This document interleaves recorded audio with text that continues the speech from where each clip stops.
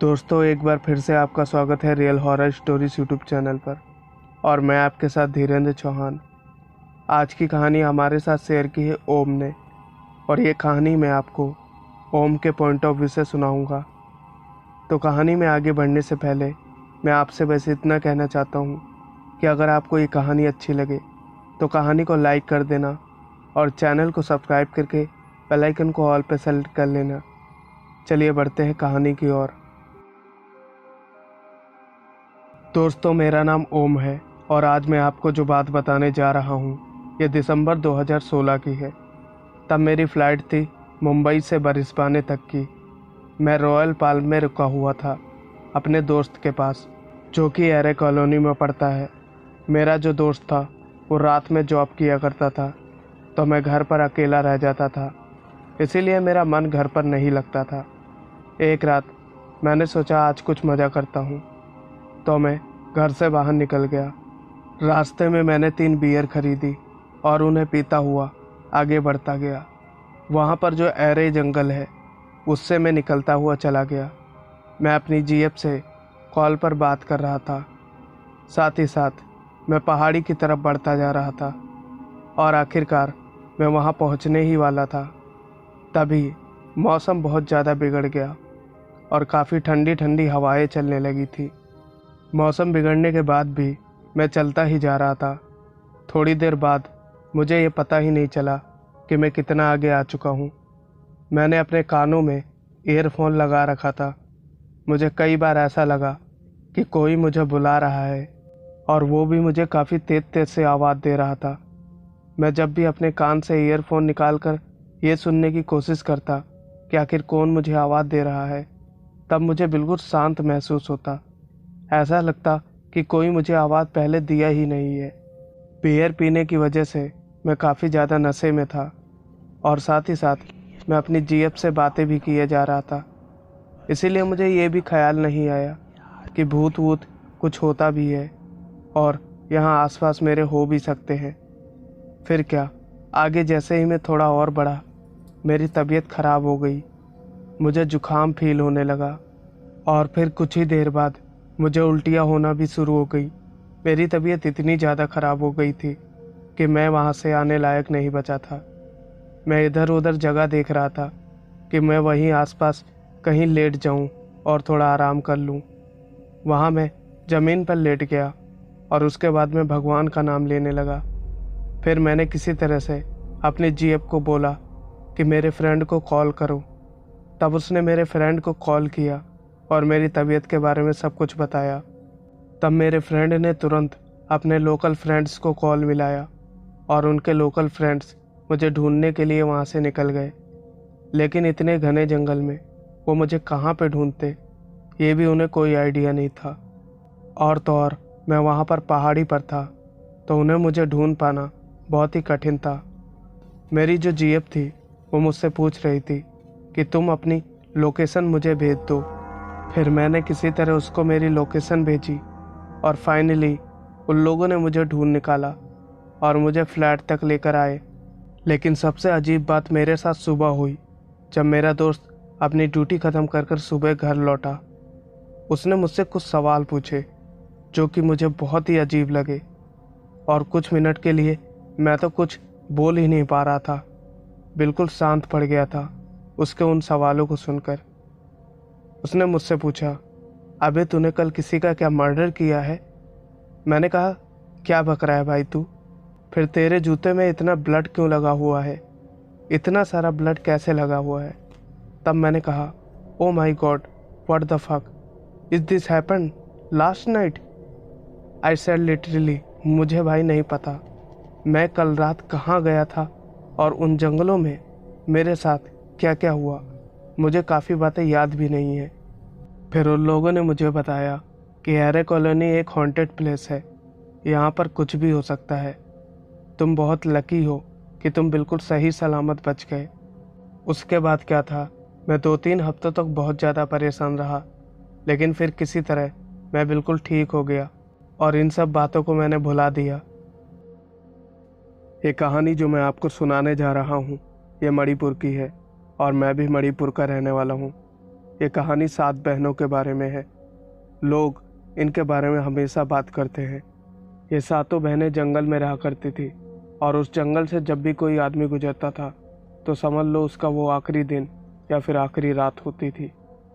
कहा जाता है कि वो लोग उस आदमी को पकड़ लेती थी और फिर उसे अपने प्यार के जाल में फंसाकर उसे अपने घर ले जाती थी और वहाँ पर उसे कीड़े खाने के लिए मजबूर करती थी। कुछ दिनों बाद वो उसे मार देती थी। अब मैं आपको एक ऐसा हादसा बताने जा रहा हूँ जो कि मेरे दोस्त के पड़ोसी के साथ हुआ था, लेकिन प्राइवेसी की वजह से मैं आपको उसका नाम नहीं बताऊंगा। ये एक रात की बात है जब एक आदमी उसी जंगल से रात के वक्त सफ़र कर रहा था। तब उसने एक जवान औरत को देखा, बिल्कुल सफ़ेद साड़ी में, और वो उसी के बिल्कुल सामने खड़ी थी। लेकिन उस आदमी का रास्ता थोड़ा सा अलग था और वो अपने रास्ते से होता हुआ चला गया। उसकी जान बच गई थी। सुबह जब वो अपने घर लौटा तो एक पंडित ने उसे बताया कि जिस जंगल से कल रात तुम होकर आ रहे हो उसी जंगल में 7 बहनें रहती हैं जो कि तुम्हें मारना चाहती थी, लेकिन उन्हीं में से एक बहन ऐसी थी जो तुम्हें बचाना चाहती थी। उसी ने तुम्हारी जान बचाई है, जो तुम्हारे रास्ते में खड़ी थी। ये सुनकर तो वो काफ़ी ज़्यादा डर गया था, लेकिन उसके बाद से वो उस रास्ते से नहीं जाता, ना ही उस जंगल से जाता है। अब वो बिल्कुल एक अलग रास्ते से जाता है। दोस्तों, आपका एक बार फिर से स्वागत है रियल हॉरर स्टोरीज़ पर, और मैं आपका होस्ट धीरेन्द्र चौहान। आज मैं आपको फिर से कुछ और सच्ची डरावनी कहानियाँ सुनाऊंगा। मैं इन्हें मज़ेदार तो नहीं कह सकता, लेकिन ये सभी की सभी कहानियाँ काफ़ी डरावनी और खौफनाक हैं। तो चलिए बिना टाइम वेस्ट करे अब कहानियों पर आते हैं।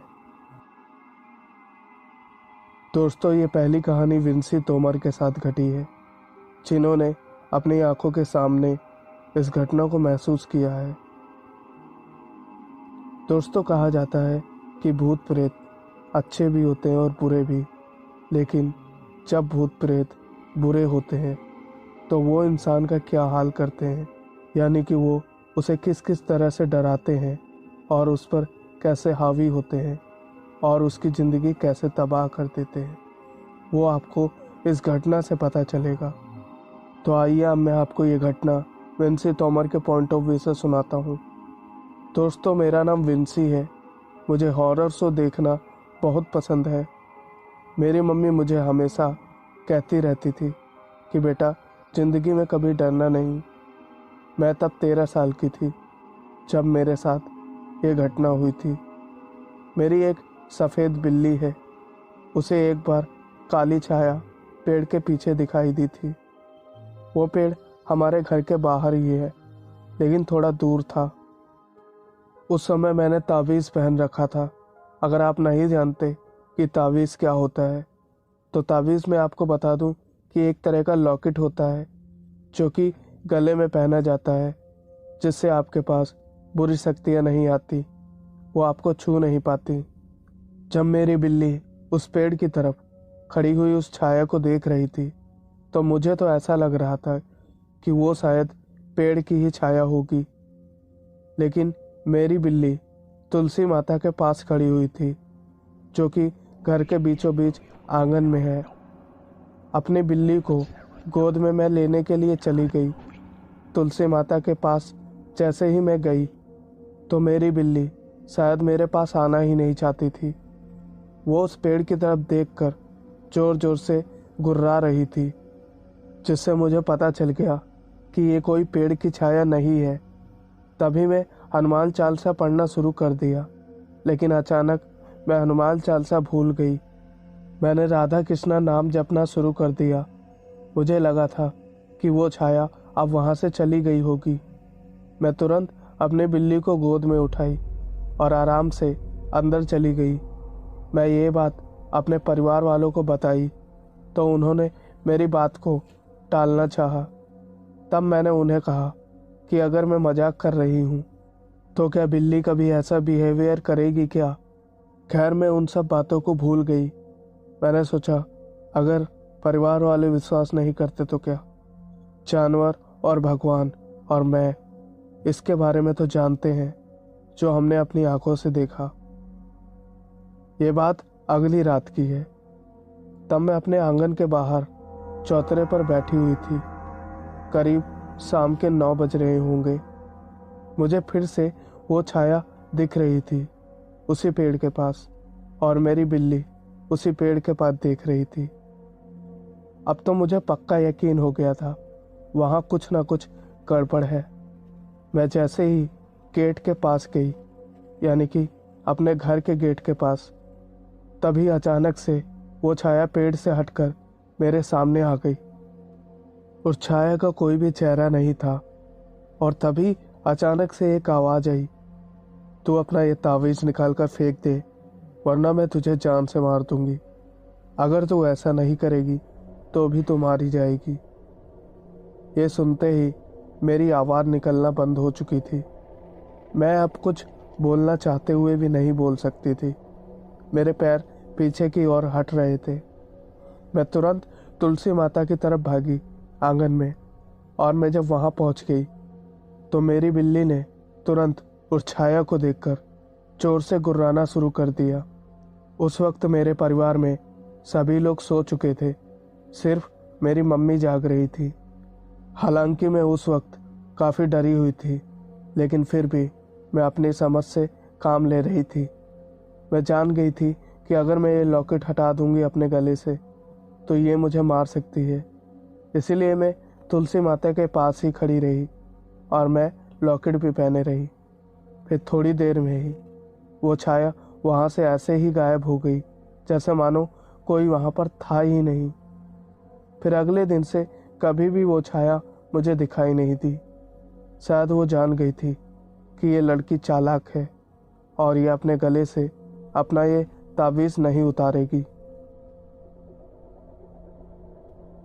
दोस्तों, मेरा नाम इंताज है। मैं गोलपरा में रहता हूँ। मैं एक दिन रात को मेरे मामा के घर घूमने के लिए जा रहा था। सफ़र काफ़ी लंबा था, इसीलिए मैं बस से जा रहा था। बस सोलमरी पहुँच चुकी थी। उसके बाद जो भी रास्ता है वो काफ़ी लंबा है, और वो एक बिल्कुल जंगली रास्ता है। पूरा का पूरा वो जंगल ही है। कुछ लोगों का मानना है कि उस रास्ते में भूतों का वास है। जब मैं खिड़की से बाहर की ओर देखता तो सिर्फ झाड़ियाँ ही दिखाई दे रही थी और घना अंधेरा, और चारों तरफ घने जंगल के सिवा कुछ दिखाई नहीं दे रहा था।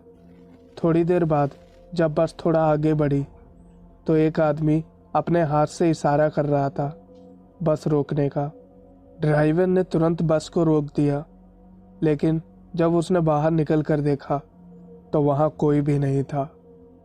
फिर इतने में ही एक दूसरे पैसेंजर ने कहा कि वो कोई आदमी नहीं है, बल्कि वो एक मरा हुआ आदमी है जो इस रास्ते में आने जाने वाली गाड़ियों से हमेशा ही लिफ्ट मांगता है। फिर ड्राइवर ने भी कहा कि क्या ये घटना सच है या तुम झूठ बोल रहे हो। उस पैसेंजर ने जब उस आदमी के बारे में ड्राइवर को पूरी कहानी बताई तो ड्राइवर को उस पर विश्वास हो गया और उसने बस को ब्रिज की तरफ मोड़ दिया। अब वो उस जंगल वाले रास्ते से आगे नहीं बढ़ना चाहता था। कुछ ही घंटों में मेरा भी स्टैंड आ चुका था और मैं अपने स्टैंड पर उतर गया। उसके बाद मैंने कभी भी उस जंगल वाले रास्ते से सफ़र नहीं किया। दोस्तों, ये जो घटना मैं आपको बताने जा रहा हूँ ये मेरी फूफी के साथ घटी थी। ये उस समय की बात है जब मेरी फूफी 12वीं कक्षा में पढ़ती थी। तो ये बात एक दिन की है जब उनकी दोपहर में छुट्टी हुई थी और वो अपने स्कूल से घर की तरफ आ रही थी। वो उस दिन अकेले ही आ रही थी, उनकी कोई भी सहेली उनके साथ नहीं थी। आते आते उन्होंने रास्ते में देखा कि एक पेड़ के पास एक औरत खड़ी है। वह औरत उन्हें अपनी ओर इशारा करके बुला रही थी। मेरी फूफी ने सोचा कि आखिर मुझे ये औरत क्यों बुला रही है। उस औरत ने अपने सिर पर एक टोकरी रखी हुई थी, तो फूफी को लगा कि ये औरत कोई सब्जी बेचने वाली या फिर फल बेचने वाली है जो मुझे फल बेचना चाहती है। फूफी उसके पास ना चाहते हुए भी चली गई और जब वो उसके पास पहुंची तो मेरी फूफी ने उस औरत से कहा कि क्या बात है, तो मुझे क्यों बुला रही थी। फूफी ने बस इतना कहा ही था कि इस औरत ने जो अपने सिर पर टोकरी रखी हुई थी, उसने उस टोकरी को उतारकर जमीन पर रख दिया और उस पर जो एक लाल कलर का कपड़ा पड़ा था उसे मेरी फूफी के सामने ही हटा दिया। उस टोकरी में एक इंसान का धड़कता हुआ कलेजा रखा हुआ था जो कि जोर जोर से हिल रहा था। मेरी फूफी ये सब देखकर वहीं पर बेहोश हो गई। काफ़ी देर होने के बाद जब हम सबको ऐसा लगा कि फूफी अभी घर नहीं आई है स्कूल से, तो हम लोग जब ढूंढने के लिए गए तो मेरी फूफी वहीं रोड के किनारे पेड़ के पास बेहोश मिली थी।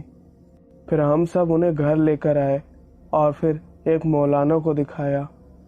मौलाना ने बताया कि वो कोई और नहीं बल्कि एक चुड़ैल थी जिसने मेरी फूफी को छलावा दिखाकर मारना चाहा।